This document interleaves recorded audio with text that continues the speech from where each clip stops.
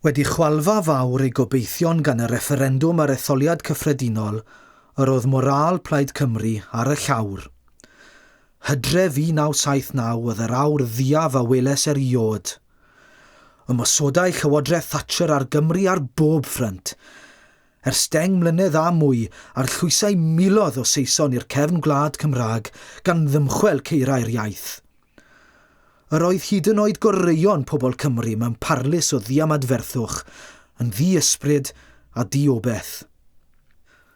Galwai'r amgylchiadau am weithredu chwyrn o gostus, am weithredu a gostau fywyd efallai, ac yr oeddwn yn ddigon hunan dybus i gredu mai dim ond gweithred gen i a gyffyrddau ddigon a chalon Cymru i weddnewid y sefyllfa.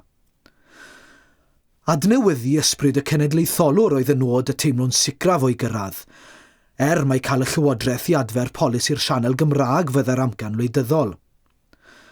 Dydd Mercher, Medi'r 15, wythnos union ar ôl i Michael Foot ar 3 Weld Whitelaw, cyhoeddodd Nicholas Edwards y cae Gymru wasanaeth Gymraeg yn ystod oriau brig ar y bedwaredd sianel.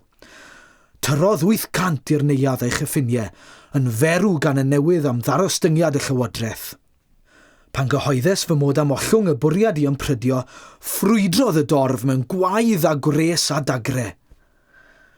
Yn y dyddiau hynny, ymddangosai'r sgôr mewn llythrennau breisio yn 2 troedfedd wychter ar y wal uwchben Afon Tafwys a wynebau Senedd Westminster. Gwynfor 1, Thatcher 0.